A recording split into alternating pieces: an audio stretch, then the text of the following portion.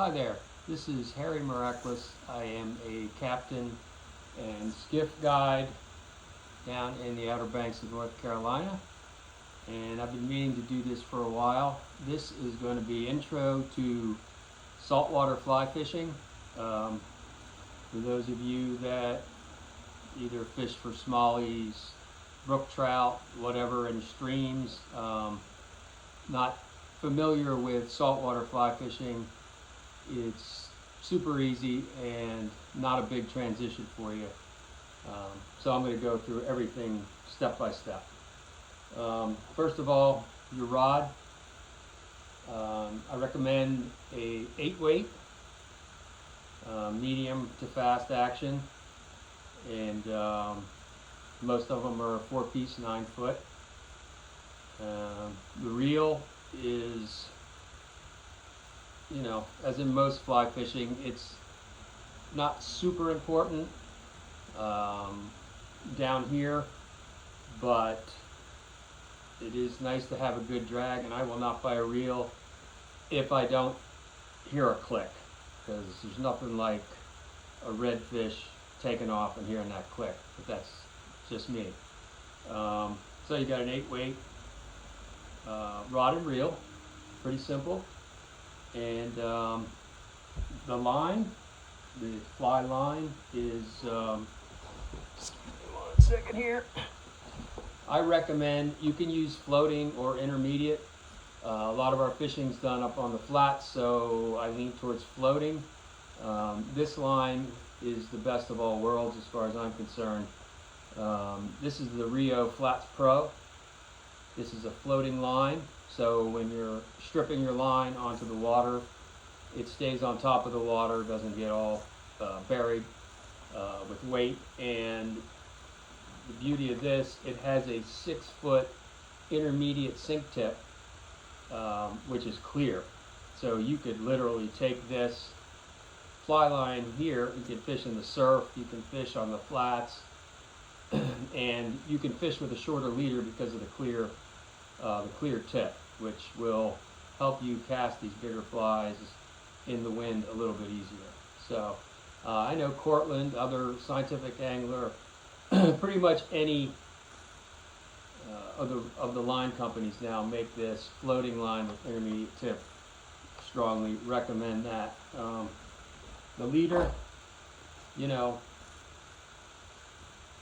I sell these on my website, but I recommend you go to the local fly shop, and this is just a 20-pound mono tapered leader, 9-foot, and it'll do everything you need down here.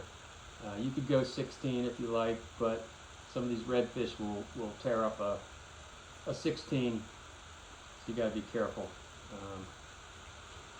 Of course, you're going to need flies. Personally, I use the Dirty Harry fly because it's my fly, and it's all I've used for over a decade. To put it in freshwater terms, it's basically saltwater woolly bugger. So depending on how you fish it is what it's going to imitate, or maybe it's not imitating at all. It's just a fly that drives them nuts. Caught over 70 species, fresh and saltwater, on this fly. But whatever fly you use, if you're going to use a clouser or whatever, I use this one because we often, just like anywhere else in the country where you fish saltwater, you often have different types of baits all in one area. So depending on what you're seeing, if it's a juvenile crab, you fish it like a crab. If you see bait fish, you strip it fast like a bait fish. But its profile covers, and if you see shrimp popping out of the water, you just pop it with a nice pause and a drop. But it'll imitate all of the above or nothing at all, but it's a really good fly. I personally use, for cutters, pliers, I just got these on Amazon. They're just little forceps with a cutter in here. You can use this for hook removal on pretty decent sized fish. It'll cut your leaders for you. Pretty much all you need. So, I mean, if you're going to go out on these flats wading, you can literally walk out with this, and this, and really you don't need this many flies, and that's it. That's all you need. So you can buy all the other stuff, but this is literally all that you would need. If you're fishing in the surf, I strongly recommend a stripping basket. Strap this around your waist for line management. This way your line doesn't get caught in the surf and cause you fits. This is also good in the on the flats if there's a lot of grass or strong current.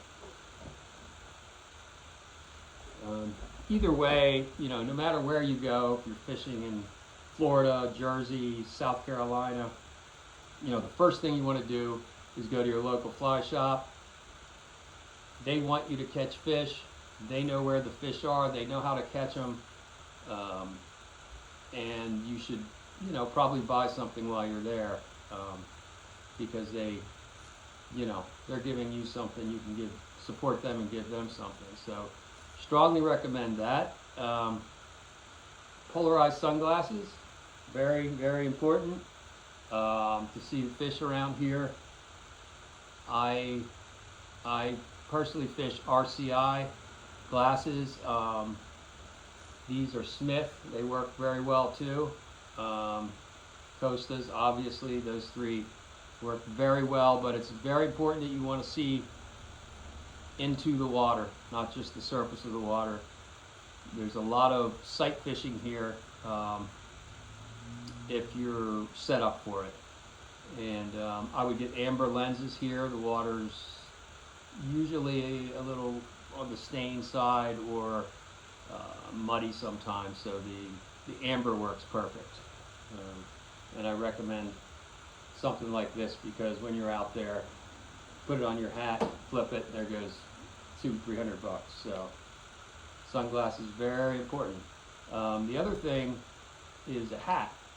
This happens to be one of my hats, but a hat blocks out the sun, you know, protects your face.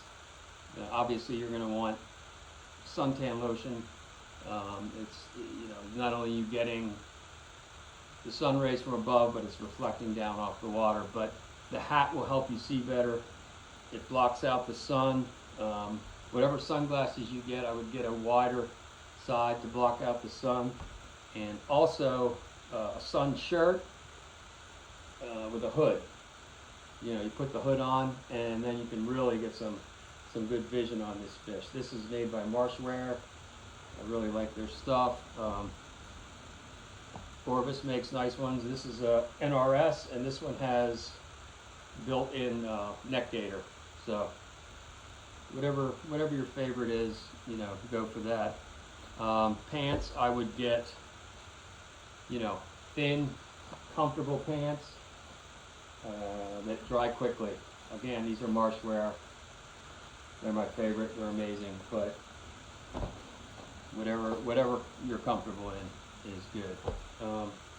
If you're going to wade, water shoes, I recommend water shoes. You don't have to have them. You could literally wade out there, at least in the Outer Banks, with old sneakers. We don't have oyster shells or a lot of sharp objects to cut your ankles, but just to be safe, you might want to go with, these again are NRS, but you know, Orvis makes a beautiful boot, and you can literally go on Amazon and get them for really nice zip-up pair like this for about $40. You might want, if it's spring or fall, you might want waders. Otherwise, I just wet wade. Now, one thing I can definitely recommend before you come down here, hire me for a charter, or go out on the OBX on the fly kayaks, or if you're gonna spend the money to come down here and fly fish, practice your casting. And when I say practice your casting, make sure you have a nice, you know, you use your 8 weight that you're going to fish with. Make sure you're getting a good load on it. We get lots of wind down here.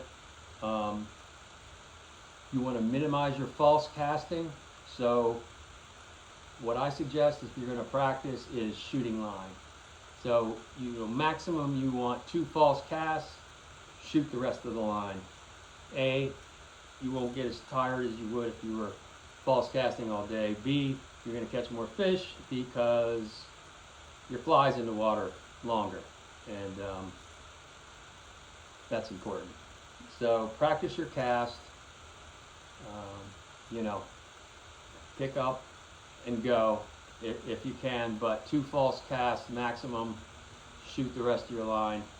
Rod tip down towards the water or in the water if you're wade fishing, pointed straight at the fly. And you want to do shorter, hard strips, depending on what you're trying to imitate, but you want the fish to know the fly is there. If it hits the water hard, that's all the better. That's why popping corks work. Call in the fish, move that fly. The dirty hairy fly has enough bulk to it where it moves water. The fish feel it. They come over and just keep it moving. They'll grab it. And strip setting is the way you want to go. So you've got your rod tip down, you've got a straight connection, you're stripping, fish hits, and if I'm honest, if you just hold that line, if it's a redfish, you're going to hook him just by keeping it tight, the weight of the fish. He'll start shaking his head and bury that hook right in there. But then once you get him hooked and you gauge how big he is, if he's over slot, you don't want to strip set because you'll snap your leader. If you time it wrong, you'll snap your leader. So try to gauge how big the fish is before you strip set, and even when you do, just kind of bury it like this. You don't have to pull it to the moon. So that's about it. It's an easy transition. If you smallie fish in Virginia or Pennsylvania or wherever, you're ready to go basically, because it's very similar to that. Once you get out there, it's all about listening, looking, using all of your senses, even smelling. If you smell, the other day, all of a sudden we had a pungent smell of fish. I mean, it almost knocked us over. We go upwind about 50 yards and there's a school of huge bluefish, a big bait slick, which is something you want to look for, glossy circle on top of the water, which is the oils from the bait fish that the fish are eating rise to the top. You want to look for obviously birds. You want to look for bait fish popping out of the water. Any kind of disturbance in the water, small wakes. If it's a school of big redfish, you will see them coming way before you actually see them, because it's almost like a boat wake coming at you. So you really, and sometimes I would say almost half of the time I hear the fish before I see them. So you might be focusing on this direction and you'll hear a gulp, a redfish feeding on top, and then you pursue them. It's all about paying attention. So come on down, and my website is Fly Fishing OBX.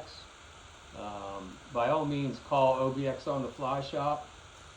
They can do electric kayak trips, which are really awesome, minor skiff trips. And he can also get you in touch with several other local captains if you want to go offshore a little bit, fish for albacore, or with Fly Girl, Sarah Gardner, Brian Horsley. We've got them here. We've got the really great guides here for you, and I recommend getting a guide, not because I am one, but I do it myself. When you go into a new area or you're trying something a little different, you'll save yourself years of anguish and not so great fishing if you can get a lot of tips from a local guide. So I hope this helps everybody, and I'll put my contact information. If you have any questions, just hit me up. Thank you. Have a great day.